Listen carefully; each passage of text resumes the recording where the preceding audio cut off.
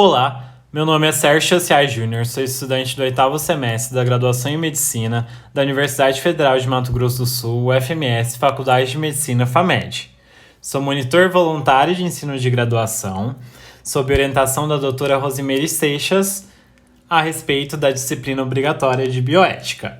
E estarei apresentando hoje essa aula sobre bioética e o fim da vida, ortotanásia.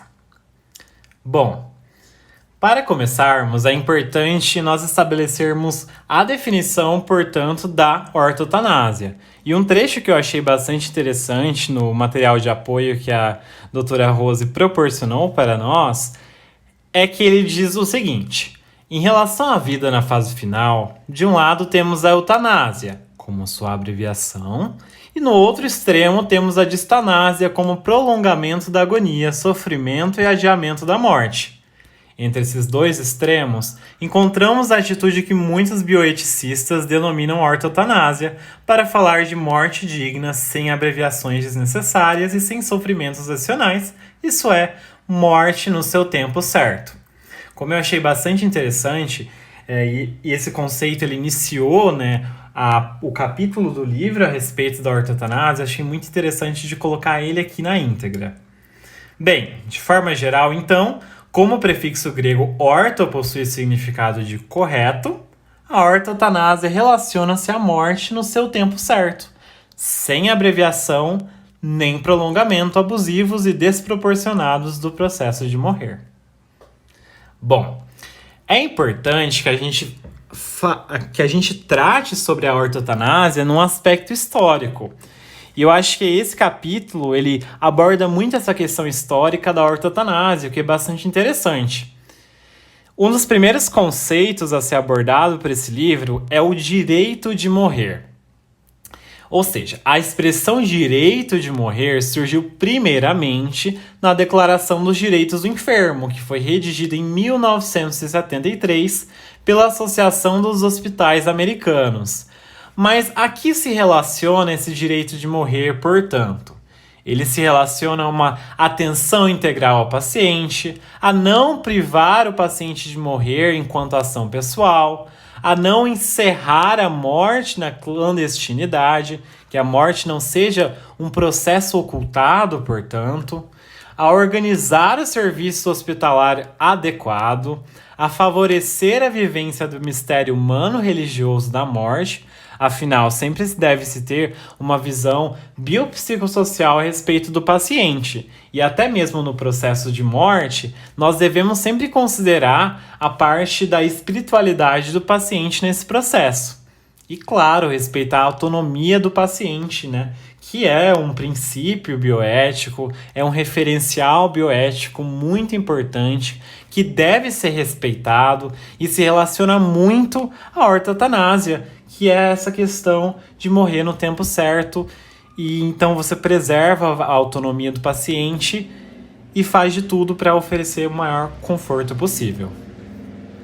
Bom, outro conceito abordado pelo livro é sobre o hospice. Me corrijam se a pronúncia estiver errada.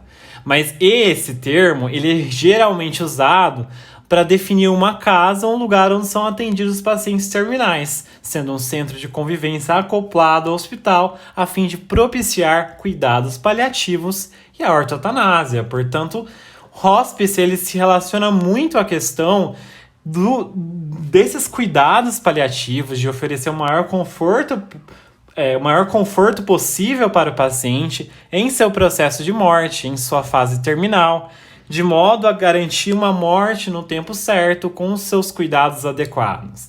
Mas afinal, de onde veio esse conceito, Em 1967, a enfermeira inglesa Cicely Saunders, corrijam também se estiver errado sobre essa pronúncia do nome dela, ela fundou o St. Christopher's Hospice em Londres, aliviando o sofrimento e dignificando o fim da vida de seus pacientes. Após isso, os hospices foram expandidos a todo o mundo.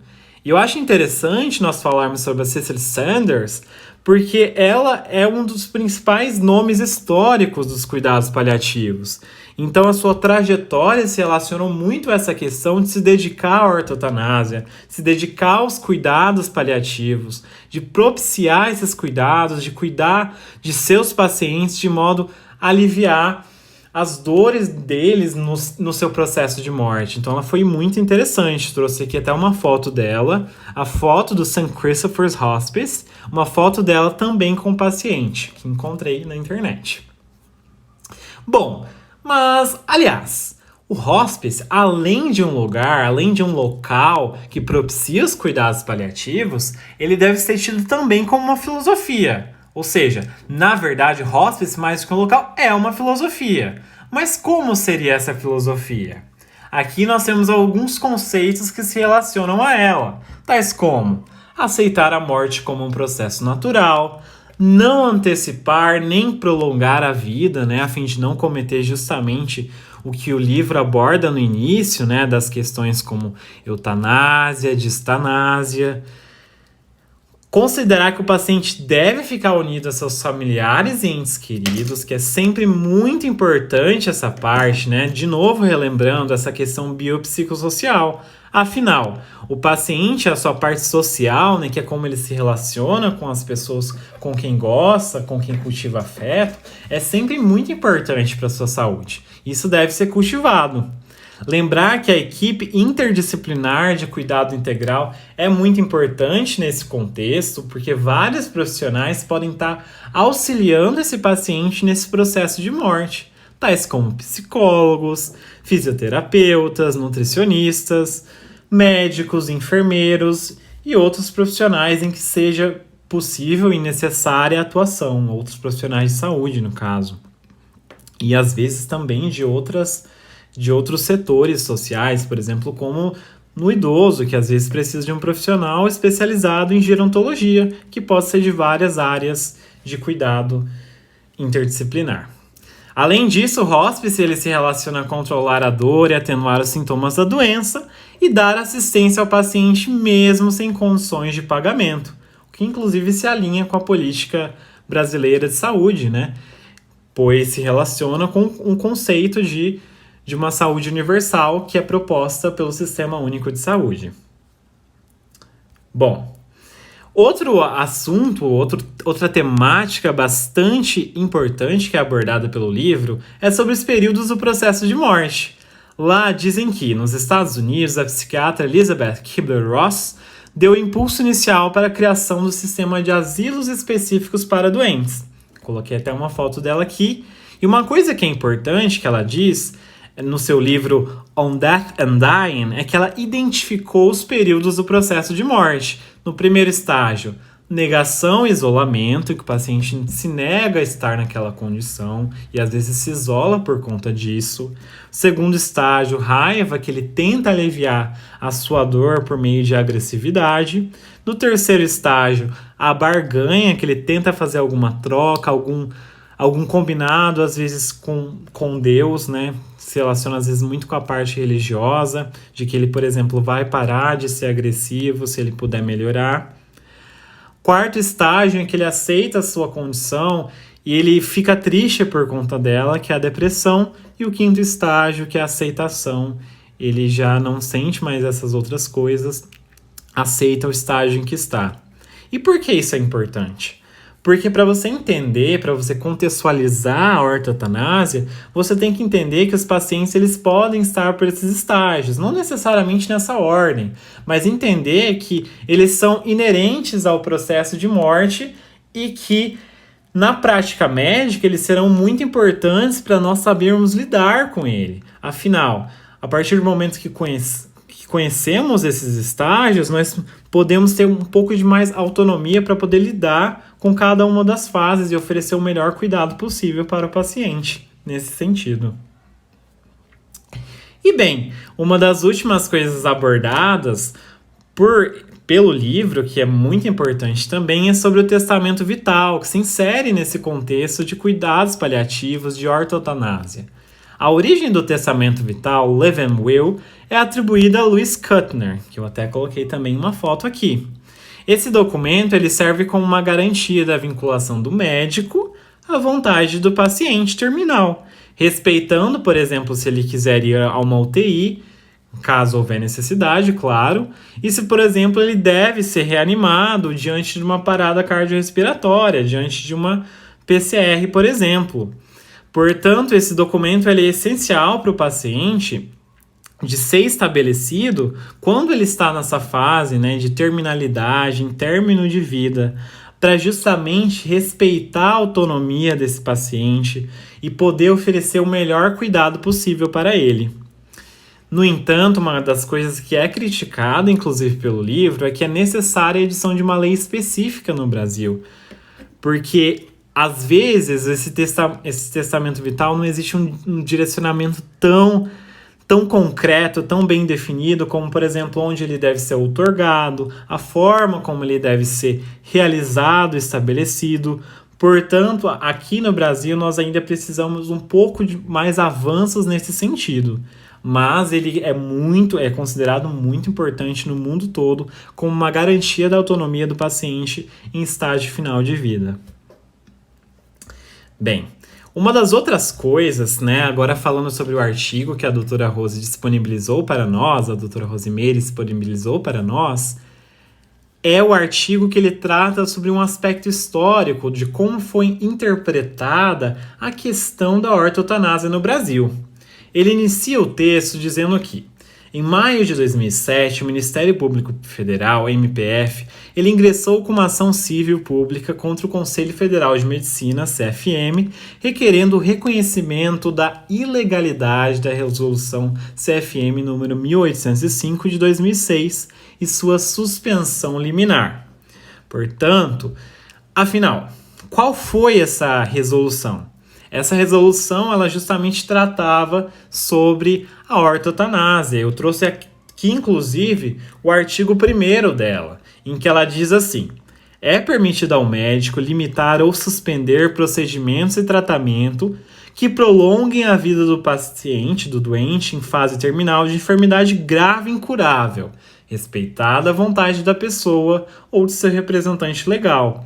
Aqui nós tratamos sobre essa questão, né, do cuidado paliativo, da ortotanásia, em que percebemos que o Ministério Público Federal teve uma divergência em relação ao Conselho Federal de Medicina sobre como tratar essa questão da ortotanásia. Mas, afinal, como se desenvolveu essa problematização? Bem, a argumentação do procurador do Ministério Público Federal que se opôs a essa resolução que versava sobre a ortotanásia se justificou por alguns argumentos como: a chave do bem morrer está no bem viver. Se o Brasil não garante a dignidade de pessoa humana a quem vive, como pretende garantir a dignidade de morrer? Em todo pedido de paciente terminal para morrer está implícito um pedido de socorro. O direito à vida não engloba, portanto, o direito subjetivo de exigir-se a própria morte, no sentido de mobilizar-se o poder público para garanti-la, por meio, por exemplo, de legislação que permita a eutanásia ou ainda que forneça meios instrumentais para a prática de suicídios. Ele ainda termina com uma citação do João Cabral de Melo Neto: morremos de morte igual, mesmo a morte severina, que a morte que se morre de velhice antes dos 30, de emboscada antes dos 20, de fome um pouco por dia, de fraqueza e de doença, é que a morte severina ataca em qualquer idade e até gente não nascida. Bem, mas afinal, o que significou esse posicionamento do Ministério Público Federal, do procurador do Ministério Público Federal? Esse posicionamento, ele identificou o quê?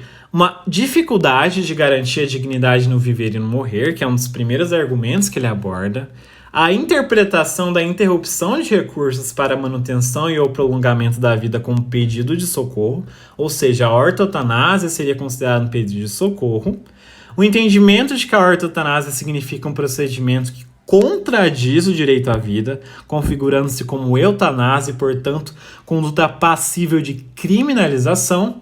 Só que, ao mesmo tempo, ele também aponta João Cabral de Melo Neto para expressar as diferenças no viver e no morrer em função do pertencimento social. Ou seja, ele de verdade se posiciona contra essa resolução do Conselho Federal de Medicina, ainda associando, né, essa questão de eutanásia, de possível criminalização, de pedido de socorro. Mas qual foi a resposta, então, do Conselho Federal de Medicina? A argumentação do Conselho Federal de Medicina se citou em frases como: na ortotanásia não se provoca a morte do paciente. O processo de vida se extingue naturalmente. Ao médico compete proporcionar a seu paciente todos os meios existentes para diminuir ou abolir o sofrimento que porventura possa ocorrer no fim da vida. A obsessão de manter a vida biológica a qualquer custo nos conduz à obstinação diagnóstica e terapêutica. Morrer em seu tempo certo, sem utilizar recursos extraordinários, cuidando do paciente em processo de morte, com sedação, analgesia, conforto e carinho, ou seja, a ortotanásia. Portanto, nessa parte ele ainda conceitua a ortotanásia, revela o valor do cuidado na ortotanásia, como, por exemplo, por meio da sedação, analgesia, conforto e carinho que se deve ter em relação ao paciente. Por fim, ainda diz: o direito fundamental a uma morte digna, vale dizer, o direito de nós, seres humanos, escolhermos como será o nosso fim neste mundo. Assim, o direito à boa morte é uma decorrência do princípio da dignidade humana, um direito fundamental, portanto, e como tal, de aplicação imediata. Portanto, vemos aqui que o Conselho Federal de Medicina ele se firmou com posicionamento a respeito de que a ortotanásia é uma garantia, além de uma garantia da autonomia do paciente, uma garantia do princípio de dignidade humana, o que é muito importante na compreensão biopsicossocial desse paciente. Bem, o que aconteceu após isso? Em 1º de dezembro de 2010, o juiz federal emitiu a sentença considerando que tanto o Ministério Público Federal como o Conselho Federal de Medicina pugnaram pela improcedência do pedido inicial que consta na ação. Sendo assim, logo, constituiu-se indício de alteração do posicionamento do MPF ao final do processo judicial em prol da posição do órgão que regulamenta a conduta profissional médica. Portanto, embora o Ministério Público Federal tenha se posicionado contrário a essa resolução do Conselho Federal de Medicina, no fim ele acabou acatando essa resolução como bem regulamentada, colocando-se a favor dessa resolução, que versa sobre a ortotanásia. Em 13 de abril de 2010, o texto ainda continua dizendo, entrou em vigência um novo Código de Ética Médica com importantes modificações que concernem aos direitos de autonomia de pacientes em situação de cuidados paliativos. Isso foi importante para evidenciar os limites da atuação do profissional de saúde e as necessidades de regulamentação do alcance e do poder de escolha dos atores sociais envolvidos no processo de tomada de decisões referentes à vida, sofrimento, uso de recursos terapêuticos e morrer. Isso está presente, inclusive, no Código de Ética Médica mais recente, em que nós percebemos que a ortotanásia é um conceito importante, se relaciona a cuidados paliativos e que é valorizado pelo Código de Ética Médica mais recente, que eu coloco até referência no fim do texto. Bem, era mais ou menos isso que eu tinha para falar para vocês sobre a ortotanásia, de acordo com os textos base que foram indicados pela doutora Rosimeire.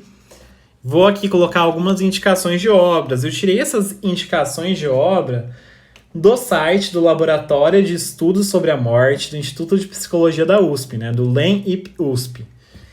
Se vocês quiserem dar uma olhada nesse site, ele é muito legal, ele indica livros infantis, filmes, tem várias coisas muito legais lá. A primeira obra que eu indico é o Extremes, que ele é um curta-metragem, é um filme documentário curta-metragem. Resumidamente, Extremes fala da luta entre ortotanásia e distanásia. Assim, mostra nada além de que algumas hipóteses possíveis nesse cenário. A filha que deseja lutar pela vida da mãe até o último segundo, a família que atende ao desejo de desligar os aparelhos, o morador de rua que não tem ninguém para tomar essa decisão por ele, sendo que não há certeza de que ele possua condição psicológica para tomar essa decisão por si, e um pouco de como alguns médicos reagem a isso. É um documentário, se não me engano, de 24 minutos. Muito legal, vocês podem ver. E a outra obra aqui já é um livro que ele é voltado mais para profissionais de saúde, né, que é Vida, Morte e Luto. Caso vocês queiram ver, se aprofundar, coloco aqui como indicação de obra também. Ele foi escrito por profissionais de saúde. Esse livro multidisciplinar atualiza estudos sobre morte, morrer, a dor e o luto no Brasil. Assim, aborda temas como educação para a morte, espiritualidade, finitude humana, medicina e cuidados paliativos, morte com dignidade, necessidade da plena atenção na vida e na morte, cuidados e intervenções para pacientes cardíacos, morte por AIDS, perdas e luto, cuidado integral aos desafios de conviver com a doença renal crônica, cuidados ao paciente oncológico, etc. Ele não está necessariamente focado na parte de ortotanásia, só que ele envolve com certeza esse assunto, por se tratar de morte e por também ter abordagem de cuidados paliativos em vários contextos abordados por esse livro.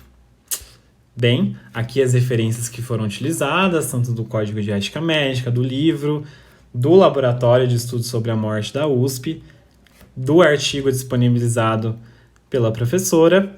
E bem, aqui está o meu nome, meu contato, meu e-mail. Caso tenham alguma dúvida, estou à disposição.